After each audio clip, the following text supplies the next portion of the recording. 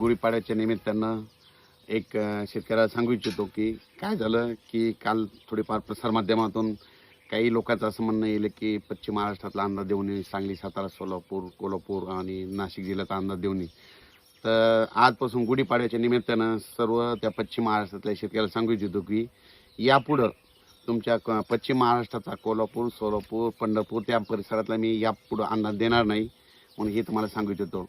तुम्हाला माझा अंदाज देण्याचा उद्देश असा आहे की मी सांगितल्याच्यानंतर ज्या शेतकऱ्याचा गहू असेल, हरभरा असेल, कांदा असेल त्याचं काळजी घरी काढता घेऊन यावे, लवकर झाकता यावे त्या पूर्वकल्पना म्हणून मी हे देत होतो. पण त्यांचं जर माझ्या अंदाजामुळे जर भाव पडत असेल तर मी तिकडला अंदाज सोडायला तयार आहे. आजपासून तिकडचा अंदाज देणार नाही. फक्त माझ्या म्हणजे विदर्भातले 6 जिल्हे, पश्चिम विदर्भातले 11 आणि आमच्या मराठवाडा, त्याच्यानंतर जळगाव, धुळे, नंदुरबार, संभाजीनगर ह्या पट्ट्यातला असा ह्या विदर्भ मराठवाड्यातला मी या आजपासून अंदाज देणार आहे. म्हणजे फक्त आम्ही तिकडला म्हणजे जे द्राक्ष पट्टा त्यांचा अंदाज आजपासून तुम्हाला दिसणार नाही. आणि विशेष म्हणजे हा कोरडवाहू शेतकऱ्यासाठी फक्त विदर्भ मराठवाड्यात अंदाज राहील आणि अंदाजामध्ये तेच येणार आहे की विदर्भ मराठवाडा. उलट तुमच्या पश्चिम महाराष्ट्राचं कसलं वगैरे नाव सुद्धा घेणार नाही. जरी पाऊस असो या नसो मी कधी तुमचा सांगणार देखील नाही. कारण की शेतकऱ्याचे काल मी बघितले एक यूट्यूबमध्ये, तर त्यांचे असं म्हणणं की अंदाज सांगून येतं, सांगतच नाही.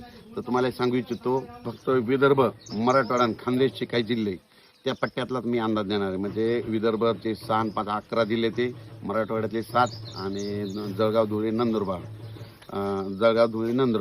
ह्या आणि अहिल्यानगरचा इकडचा खाल्ला पट्टा त्या पट्ट्यातला मी अंदाज देणार आहे. कारण की ह्या पट्ट्यामध्ये कोणाचे द्राक्ष नसल्यामुळं फक्त शेतकऱ्यासाठी अंदाज देणार आहे. शेतकऱ्याचं नुकसान टाळण्यासाठी अंदाज देतो. नसा अंदाज देण्याचं हेच म्हणजे हे की आपल्या शेतकऱ्याचं ह्या निसर्गाच्या लहरीपणापासून नुकसान होऊ नये म्हणून मी हे अंदाज देत असतो. आज देखील मी अंदाज सांगणार आहे. आज गुढीपाडव्याच्या निमित्त विदर्भ मराठवाड्यातल्या शेतकऱ्याला सांगू इच्छितो की विदर्भ आणि मराठवाड्यामध्ये 6 आणि 5 11 जिल्ह्यामध्ये म्हणजे सांगायचं झालं तर वर्धा, नागपूर, भंडारा, गोंदिया, चंद्रपूर, यवतमाळ, वाशिम, हिंगोली, नांदेड, परभणी, लातूर, बीड, जालना, संभाजीनगर, जळगाव, धुळे, नंदुरबार, त्याच्यानंतर बुलढाणा, अकोला, अमरावती या पट्ट्यातल्या सर्व शेतकऱ्याला सांगू की आणखीन आज आणि उद्याच्या दिवसात विदर्भ मराठवाड्यामध्ये पावसाचं वातावरण राहणार आहे. काही ठिकाणी वारं सुटेल, कुठं पाऊस येईल, कुठं गारा देखील पडतील म्हणून हा अंदाज लक्षात येतात.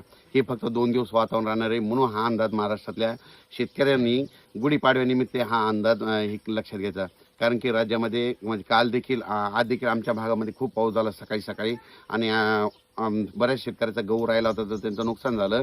पण आता ह्या आणखीन 2 दिवस विदर्भ मराठवाडा म्हणजे 6 आणि 5 11 जिल्ह्यामध्ये आणि त्याच्यानंतर मराठवाड्याचे 7 जिल्हे आणि तेलंगणा आणि मध्य प्रदेश ह्या सर्व शेतकऱ्याला सांगू इच्छितो की 2 दिवस आणखीन पावसाचं वातावरण राहणार आहे म्हणून हा अंदाज लक्षात घ्यायचा.